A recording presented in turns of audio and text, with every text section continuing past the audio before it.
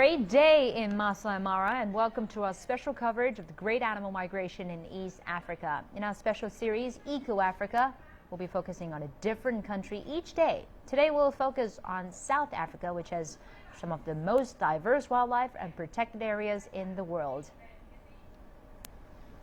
I'm in Beijing. Joining us today are our correspondent Famida Miller, who is at Kenya's Masai Mara National Reserve, the destination for the millions of animals that make up the annual spectacle.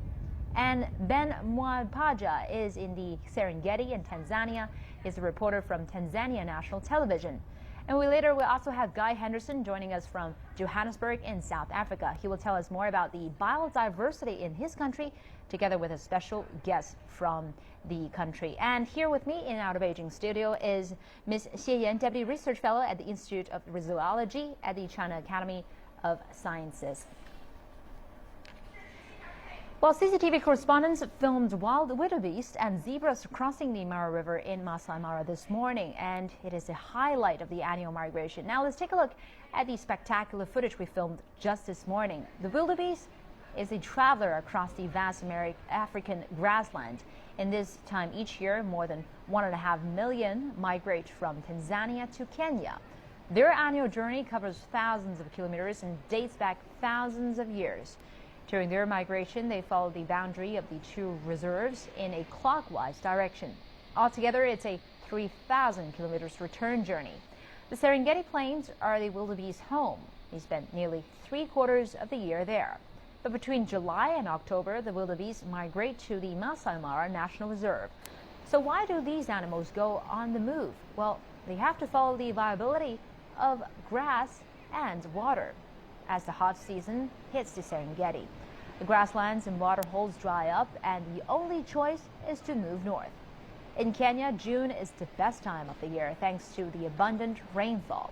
So the wildebeest head to the Masai Mara National Reserve at a speed of 40 kilometers per day. When the rainy season returns to the Serengeti Plains, the wildebeest follow and travel south once again between December and May. During this journey, they enjoy an adequate supply of grass and water, so it's also around this time that they give birth. By June, the extreme heat returns, turning the plains into wasteland, and the whole circle begins once again. Each year in Eastern Africa, 1.5 million wildebeest and 300,000 zebras start their long trek from Tanzania's Serengeti Plains to Kenya's Masai Mara National Reserve. And now let's speak to our correspondent Famida Miller, who is at the Masai Mara National Reserve. Famida, what are you seeing right now? Where are the wildebeest? Well, where it's situated right now is just a couple of meters, or rather a few hundred meters from the Mara River, and that's one of the main crossing points, or rather where we are is one of the main crossing points. It's one of two major ones across the park. In fact, there are several, but this, as I mentioned, is one of two major ones. And just directly behind me, what we've got is at least thousands of wildebeest as well as zebras that have come together. And if you can see clearly, they've begun moving west. They've come from the east, and that's, as you mentioned earlier, they've come all the way from the Serengeti in Tanzania. They've come into the Masai Mara National Reserve, moved across the park, and now they're coming from the east. They're moving west towards the river. And as you can see, the number of animals is mostly made up of wildebeest, and to a smaller extent we've got zebra as well as gazelle and also eland, but mostly wildebeest, and that number makes up anything between 1.4 to 1.5 million wildebeest. There, of course, are a lot of tourists coming through the park to watch this. In fact, on my left, we've got a number of tourist vans moving towards the river in anticipation of that crossing. And one of the highlights also is how dangerous the crossing is for these wildebeest. Not only can they be attacked by crocodiles, but they can also drown because of the large number that's trying to cross, and that's all at the same time. And Famida, we know that your coverage is a huge operation. So what special measures have been put in place to make sure that our broadcasting operation doesn't affect the migration of the animals? Well, as I was saying earlier, we've got a number of tourist vans coming and going through the park to watch this migration. Now, of course, what was concerning at certain points was trying to get to these crossing points in time to see the animals cross. We've seen a number of tourist vans speeding along the roads in the park to get to those places in time. Now, ideally, that shouldn't happen. Vans that travel through the Masai Mara National Reserve should be going at a speed that doesn't affect the animals around them. And also, what is ideal is that people remain in their vehicles. They don't get off the vehicles because this could, of course, could affect the direction in which the animals go. They are very sensitive, and anything that is viewed as possibly a threat is something that could affect the animals and that migration. Now, also something I try to do is keep my voice a bit low. We obviously wouldn't want to affect or disturb the animals in this area. So essentially trying to obey what rangers say with regard to our movements in the park, and hopefully that won't affect animals moving around and moving towards the river just behind us. Let's hope so. Thank you very much. That was our anchor in Africa, Fahmida Miller in Masai Mara. Now let's take a look at the route of the migration. The East African animal migration begins in the southern Serengeti plains of Tanzania, going all the way to Kenya's Masai Mara National Reserve. The journey runs in a clockwise circle and normally begins sometime in May. In late June to July, the herds start pouring into the Kenya Masai Mara Reserve and over a loop that stretches more than 3,000 kilometers. The animals move in search of food and water. Along the way, they face danger, hunger, and even death. The great challenge is crossing the Mara River, where lions and crocodiles await. It's a tough journey, and every year an estimated 250,000 wildebeest die. The animals will normally stay in the Masai Mara Reserve until October. That is when they return to the Serengeti, where they remain until the cycle begins once again. For more in-depth analysis, we're now joined in the studio by Ms. Xie Ye, Deputy Research Fellow at the Institute of Zoology at the Chinese Academy of Sciences. So tell me, what other reasons are forcing these animals to migrate besides food and water? It's mainly because they are looking for the food and water. Because the wildebeest is very special. It eats very tender leaf. So they need to keep on looking for new food. But some other animals, they may eat older leaf or even very old plants. So they can stay for longer, but for the wildebeest, they really have to keep on going and looking for the newest food. And so the predators like lion and crocodile follows your route? Yes, because there are more chance to have food. So the ecosystem, let's talk about the eco protection inside Africa. We have operated a huge broadcasting team there, and the tourist industry has also flourished inside the continent. Have all these been an affecting factor to those migration? The human instructions is certainly a problem, and if there's too many people are doing tourism in this area, it can interrupt the animals.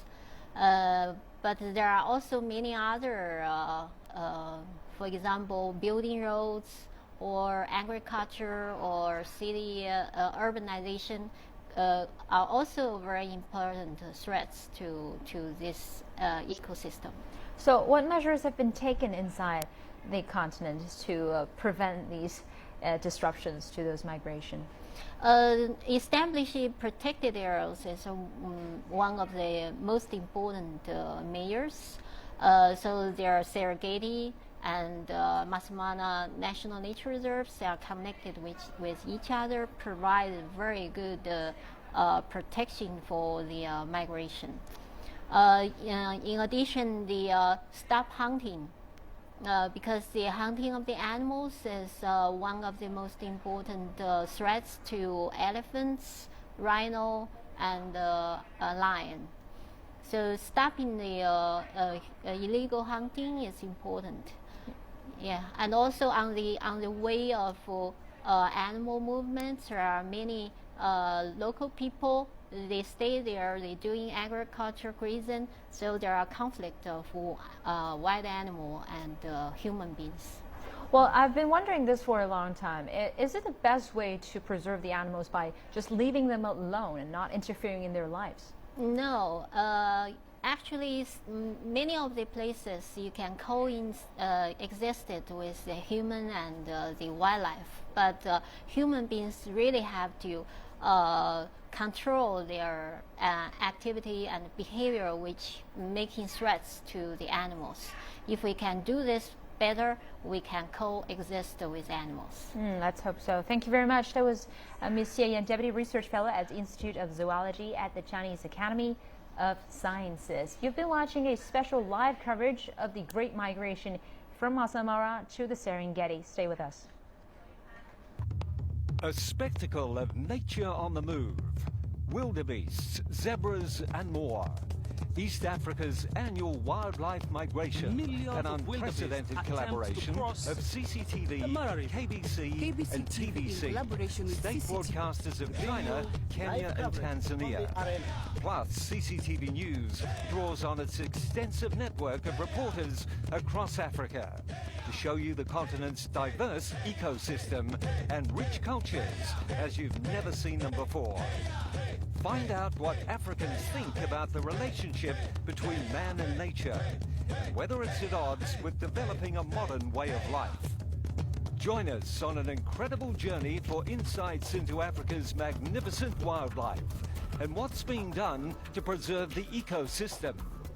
Eco Africa, only on CCTV News.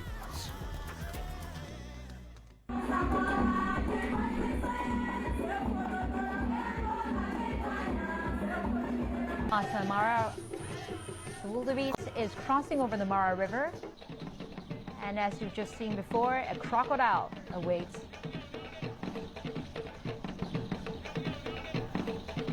Well, huge herds of animals have gathered, and one of the first big challenges is crossing the Mara River, where the crocodiles wait for their food.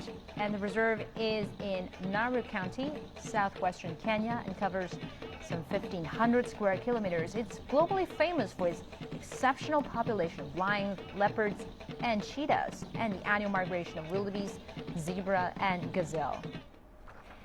Now let's talk with our correspondent, and CCTV, together with the Kenyan and Tanzania Broadcasting Corporations, are bringing you this live coverage of the natural wonder. Now let's speak to our correspondent Kofa Mrenja, who is in the Masai Mara, with KBC reporter Kezia Winnie. Kofa, how do locals react to this great annual migration, and how are they watching our special live coverage? Well, we have gotten quite overwhelming feedback from here. Those who are watching from the Masai Mara itself say CCTV is doing a great job. We have spoken to entrepreneurs around here, and they say because we started doing this since last year, they've seen a significant increase in the number of tourists coming to see the annual wildebeest migration. They say this is the best thing that CCTV could have done. Of course, there are those who are watching from their homes, those who could not have time to make it to come to see this spectacle for themselves, and they say this has given them the chance, to witness exactly what happens, even if they don't have the chance to come here and come to see that for themselves. And of course, this has been, done through the partnership and coordination with the Kenyan national broadcaster KBC. I'm joined here by the reporter Winnie. Nice to have you here, Winnie. Nice to have you too. Of course, KBC has partnered with CCTV. Many have said this is a great thing. How is the feedback coming from KBC? The feedback from KBC is very positive. People are excited. They get to see the information from the ground, and they get to relate to the situation without having to come to the ground here. So the feedback is positive from the social media, from the text messages on email and everything. I would say it's a very good partnership. Of course, feedback also is coming to CCTV through the social media. People congratulating us, saying we are actually doing a great job. But one advantage that we probably have is that KBC has that national coverage. How is that helping this agenda that CCTV is bringing to the Kenyan people and the world? KBC being a state broadcaster, it manages to reach a very wide, it manages to reach a very large number of people. So despite being despite them not being able to be here, people from the ground where the other TV stations cannot get to, they get to see the spectacle and they are excited about the whole thing. And that means even those who cannot afford pay TV can also have access to watch the spectacle from the comfort of their homes. Of course, now, as you look behind me, the wildebeest, just like Famida said a couple of minutes ago, are heading towards the Mara River, and that is where we'll be heading just a few minutes from now, so that we try to capture every bit of the action. Back to you. Thank you very much. That was our correspondent Kofa Mrenja together with KBC reporter Winnie Kizia. And besides Kenya's national television, Tanzania's national television is also joining us in this operation of great animal migration. And now let's speak to Ben Mwapaja from Tanzania State Broadcaster, TBC. Ben, tell us what's the latest from the Serengeti Plains. What's happening there? Yeah, thank you so much, AJ. We have moved from the northern part of the Serengeti. We are here now at the middle or center of the Serengeti National Park, the place called Seronera. Here we have been privileged to see a lot of lions. We have seen a pride of at least 18 lions. The most interesting thing is that 15 of them are male lions. So this is not common to happen here. It means there'll be a very big collision later on this territory. So here there are a number of lions, as I said, and those animals are feeding or are drinking water along the Seronera River, which is located here in the place. As we talk, the great migration is still going on. The number of animals have been moving from this area to the northern part, and quite a large number of them have already entered Masai Mara National Reserve in Kenya. And as we talk, the current information that we have is that at least 25 to 30% of the wildebeest migration have started returning back to Serengeti, which is unusual. And this is the reason that it has started raining here, and there are plenty of grass somewhere. So this is all what is happening down here in the Serengeti National Park. But the most important thing is that we are very much privileged to see those pride of lions lying under the trees. It seems that they are a bit tired after working long hours during nighttime hunting.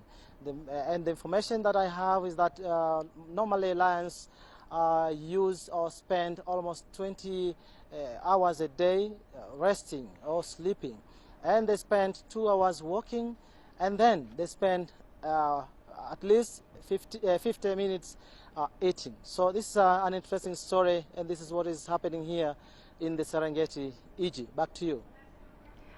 Well, I know that Serengeti Plains is the home to most of the wildebeest. What other role does the Serengeti Plains play in this huge annual migration? Yeah, Serengeti, as you said, plays a very big role on the Great Migration. This is a home of the Great Migration. Those animals spend most of their time here in the Serengeti. They stay in the Serengeti for almost 10 months a year, and they only spend 2 months in the northern part of the Serengeti and sometime in Masai Mara National Reserve in Kenya. So if you like, you can say, if they were human beings, you can say they bear or they hold Tanzanian passports. Those are residents of the Serengeti. And here in the Serengeti is where they give birth. After going in the cycle for some time, they come back to Serengeti and they give birth to new calves. So you see, Serengeti, as far as the ecosystem is concerned, this is a place and this is a home of the Great Migration. And as I speak, most of them have been started returning, as I said before. So you can see those animals feel much comfortable to stay in the Serengeti than in any other places around their ecosystem. That's a place they call home. Thank you very much. That was Ben Mwapaja from Tanzania State Broadcaster, TBC. Appreciate it. Now let's once again talk to our studio guest, Ms. Xie Yan, Deputy Research Fellow at the Institute of Zoology at the Chinese Academy of Sciences. So Africa has abundant species of animals as well as plants. So what advantage does the continent have in terms of biodiversity? Africa is really rich of biodiversity. Especially the savanna ecosystem is very special in the world. The Serengeti migration is the largest migration. That's almost a sample of the Africa. They also have some other big animal migrations. So we've been talking about these problems existing in disrupting this biodiversity in Africa. You've talked about building of roads, infrastructures, and bridges, for instance, that has already destroyed some of their eco-balance. So that's the same case probably here in China. We have abundance of wild animal species, but human activities has intruded a little bit into their lives. Yeah, in China, the wildlife seems to have a higher level of threats. Too many people, and Chinese tradition likes to eat animals, and our traditional Chinese medicine use a lot of different species. So all this driven the wildlife into endangered situation in China. So Africa take measures such as building natural reserve to protect these animal species, but China probably took a much different approach. They built up like great panda breeding centers, quite a manually protecting these animals, which is a better way. Yeah, in fact, in the 80s or early 90s, China had taken some mistake, put too much effort on the animal breeding. But it has been proved it's not very successful. But since then, China is very good at building protected areas. So we have around 18% of terrestrial land being covered by protected areas. But unfortunately, we still have to do a lot to improve the effectiveness of those protected areas. Thank you very much for your analysis. Ms. Xie Yan, Deputy Research Fellow at the Institute of Zoology from the Chinese Academy of Sciences. Now let's turn our attention back to the plains. The thriving tourist industry on the Masai Mara has spelled big changes for local youth. In the time gone by, they'd be hunting lions to protect their community, but these days they play a far different but just as vital role. Our correspondent Kofam Renja reports. With that colorful attire, there's no mistaking them. The young men of the Maasai. Not so very long ago, there'd be young warriors armed with spears. Now, though, they form the backbone of the tourism industry on the Masai Mara. Almost half the workforce here is drawn from the local community, and they have a very different outlook on their place in this landscape. When you are a warrior, you have to go for the lions to kill them. But now you see, since we are guides, we're trying to conserve these animals because we actually seeing that benefit of having these wild animals. The youth provide a vital link between the tourists and the Maasai people. A homestead is a big tourist attraction, and that means valuable income to the community.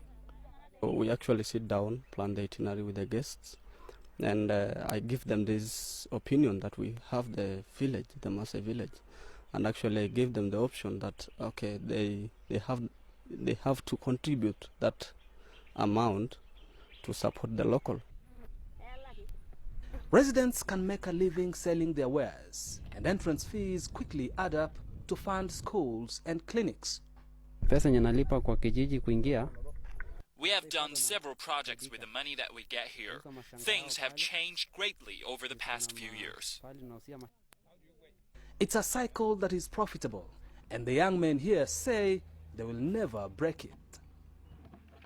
Many young men who come from in and around the Masai Mara National Reserve and who have benefited directly from the tourism industry say biting the hand that feeds them is something that they will never do, and that they feel that it is their duty and responsibility to sensitize the community on the importance of protecting wild animals, animals that are the backbone of the tourism industry in Kenya. Kofa Mrenje, CCTV, Masai Mara, Kenya.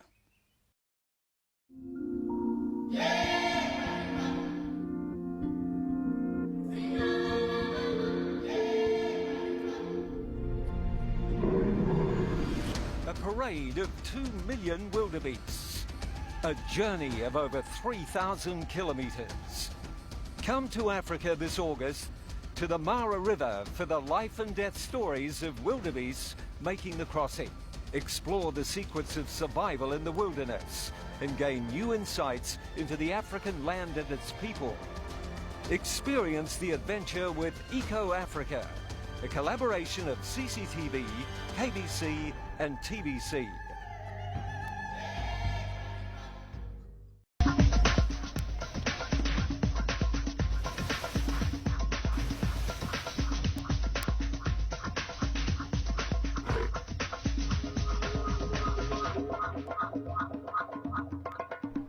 Welcome back to a special series, Eco Africa. We'll be focusing on a different country each day, and today we'll be focusing on South Africa, which has some of the most diverse wildlife and protected areas in the world. The country has nearly 300 species of mammals and 860 species of birds. Now let's take a close look.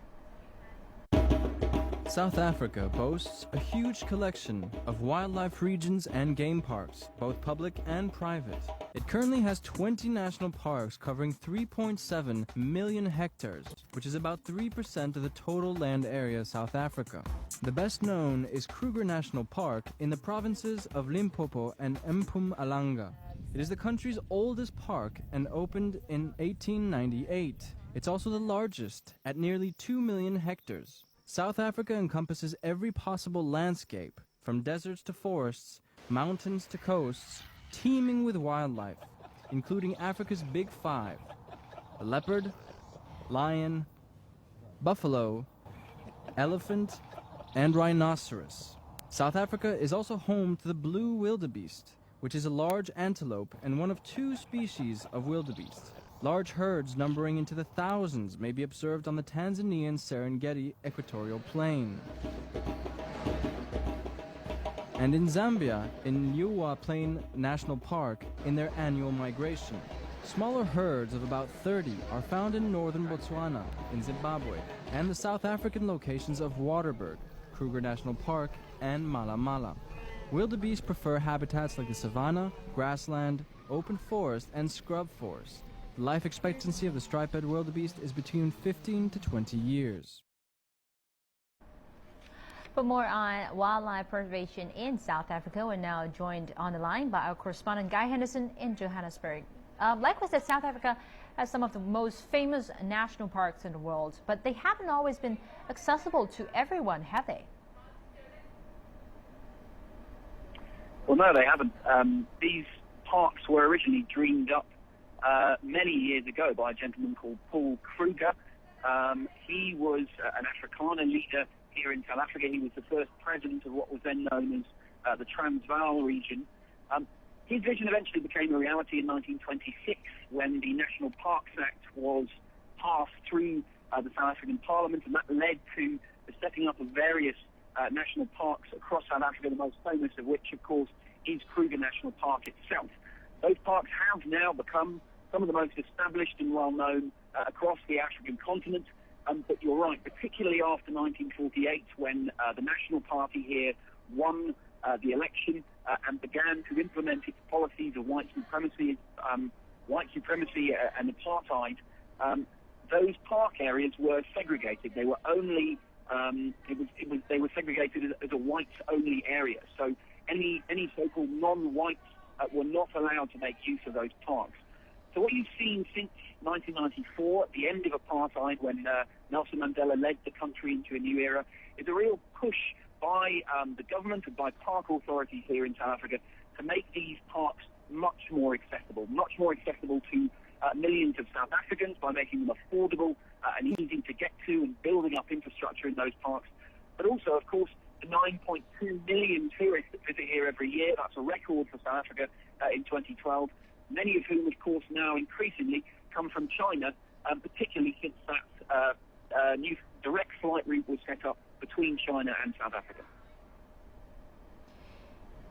And wildlife officials in South Africa have unveiled a dramatic new weapon to help in their war on rhino poaching. It is a long-standing problem, and more than 270 of the animals have been slaughtered this year just for their horns, feeding a market worth millions of dollars. So the problem of poaching exists, especially at the Kruger Park, has been a real concern. So what are the authorities doing about it, Guy? Well, yes, it is a huge, huge conservation threat here. It is something that dominates the headlines on a daily basis. The Kruger National Park particularly has been the target. At times it's actually looked like a war zone. Very highly trained rangers, military personnel patrolling those parks, and they're up against poachers who are very poor at times, many of them coming across the border from Mozambique, but they're also highly trained themselves, because many of those poachers are former militia that fought in the Mozambican civil war that ended only a few decades ago. So it's a battle, really, and park authorities and government have been doing their best to try and combat it. It's been quite heavily militarized, the area. There's been huge marketing campaigns across South Africa, but also across into Asia as well. The Endangered Wildlife Trust here has been coordinating with Vietnamese organizations, for example, to try and let the end user know that the medicinal qualities of rhino horn is nothing but a myth. Perhaps more controversially as well, South African authorities are coming up with a plan which is trying to regulate or introduce the regulated legal trade of rhino horn. Now, that's obviously controversial. Many of their East African partners particularly don't agree with it, but regardless, it will take until 2016 and the next Conservation International meeting of conservationists for that to even be proposed. So in the meantime, you're correct. Officials are taking that into their own hands by introducing this weapon. My colleague Travers Andrews, I believe, has that report.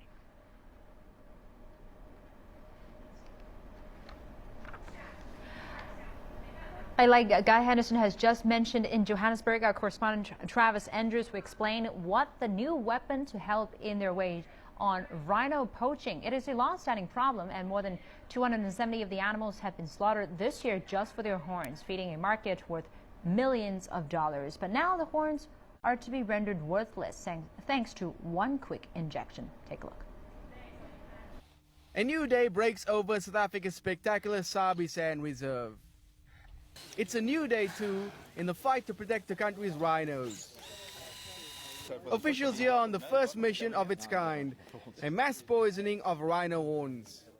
We're doing a rhino horn infusion as an anti-poaching measure. Horn infusions are basically an alternative to dehorning of animals. You know, no one really travels to Africa to see the big 4.5 because all of the rhinos have had to be dehorned. So with this procedure, the horn is infused with a cocktail of toxins, of medicinal compounds, specially formulated for use on animals, so 100% safe to the rhino, but unfit for human consumption. So it's bound to make someone really ill if they were to ingest it or handle it, or even if they were to grind it to a fine powder and inhale it. The market for rhino horn has been booming in recent years. The demand's coming from the Far East.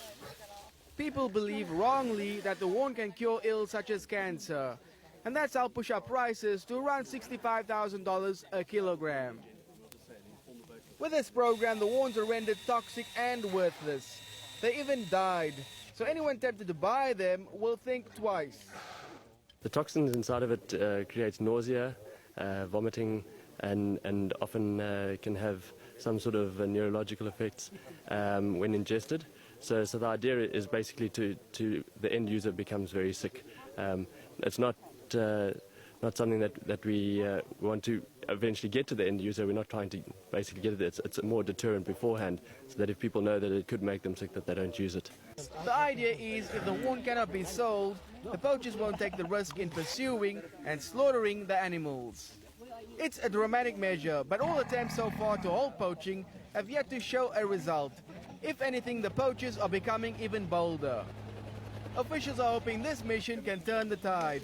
At the current rate, rhinos could become extinct in South Africa within just a few years.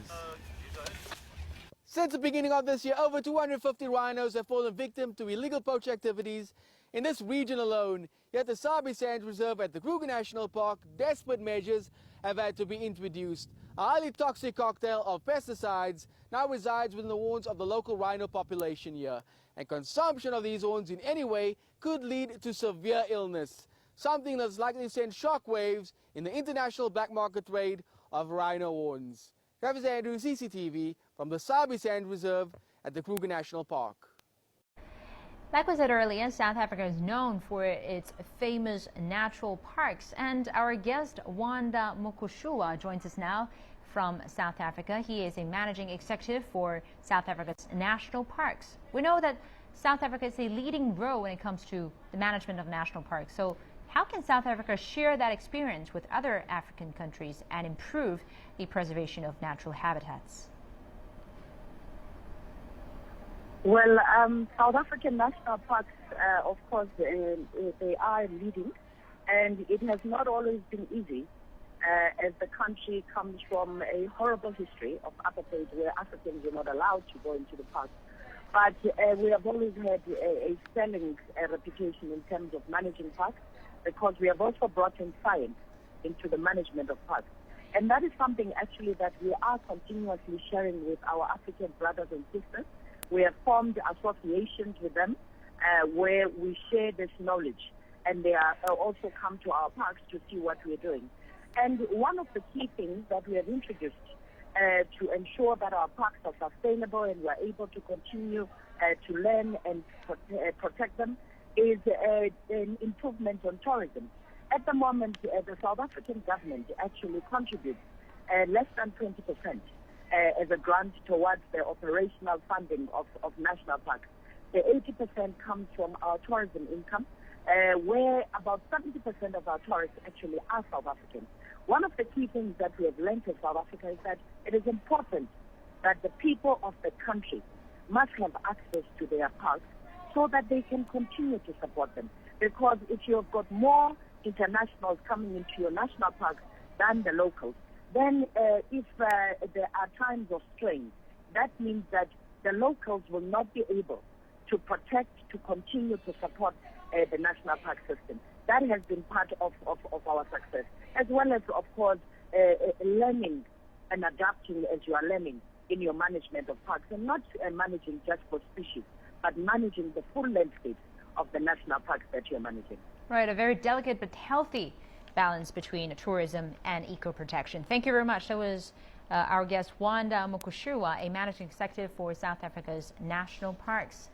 Now, we've seen wildebeest, zebras, all the animals running on the ground, but let's see some species flying in the air. Vultures may not be the most appealing birds to look at, but they play a crucial role in our ecosystem. They clean the environment by clearing carcasses, and without them, the environment would be uninhabitable. But their numbers are dwindling fast. South African Kenry Walter is trying to change that. She works tirelessly for the conservation of the vultures, treating the wounded and sick before releasing them back to the wild. And Clementine Rogan has the story. These impressive birds help balance out our ecosystem, but they're dying at an alarming rate due to urbanization and loss of habitat. Kerry Walter and her team are trying to boost their numbers before it's too late. After hand-rearing a vulture, Kerry decided to devote her life to protecting them, eventually founding Vulpro. It's the only approved vulture conservation organization in the country and is entirely dedicated to rehabilitating sick and injured vultures and releasing them back into the wild. It's the most amazing thing, you know, being able to give a bird its life back. But she couldn't save them without help from like-minded people. Vultures play a pivotal role within our ecosystem. The key role that vultures play is to clean the environment. Now, without a clean environment, basically we cannot survive, because we'll all die of diseases, we'll all die of unsanitary conditions. But by virtue that they are there and they are doing all the cleaning up, they are eating away all the animals that are dying, they are eating up everything that we really would consider dirty. So basically they are very important. We need to conserve them because they're carrying us under their wings. Kerry and her team regularly receive wounded vultures at the sanctuary. Some are sick from human poisoning, farming chemicals, and others with broken wings caused by electric wires. You try not to get emotionally attached to the birds, but there are very specific cases that you can't help, and you cry, but you do it because you want to see the birds fly free. Kerry is always researching and pioneering new ways of collecting critical data to understand how to protect vultures in the future. Tracking devices are being placed on captive birds to locate their whereabouts and rescue them when they're in danger. Another important part of the VulPro program is educating children about the importance of conserving vultures. So you're going to see 4 different vulture species, and Lou's going to teach you all about vulture conservation, why we need to protect them, and how you guys can help protect the birds as well. This is what we call the lappets. Now, because it has got the lappets, therefore we call it a lappet-faced vulture. Okay? Kerry and her team work tirelessly to give vultures another chance at life. Since it began, VulPro has helped 268 birds at the sanctuary. And up in the air, Kerry is able to join the vultures on their flight to freedom. It was the most incredible experience. You join them and you're just another friend. Clementine Logan, CCTV. Oh, isn't that spectacular? And now let's talk to Ms. Xie Yan again, Deputy Research Fellow at the Institute of Zoology at the Chinese Academy of Sciences. We've seen many tourists flocking into Africa for a great safari on the continent. So give us some of the simple instructions to follow when you're enjoying the view inside a natural park. While you're watching the animals, it's most important to be quiet and stay away, not chasing them, not threat them, or don't make big noise. Chinese likes to always make big noise, but we have to learn to be quiet in the wild, and also stay in the area that you've been guided or planned to. Don't go far away because there are so many predators in this wild lands. It's not safe. But of course, if you too many tourism, if they can concentrate their activities in small area, and then you can leave bigger space for the wildlife. So we need to behave well, and then in the future we would have more chance to see wildlife, this spectacular migration. And simply tell us, you've been to one of the safari park in South Africa. Yeah. What attracts you most? Yeah, actually we only stay there 1.5 days, and we see all the big five.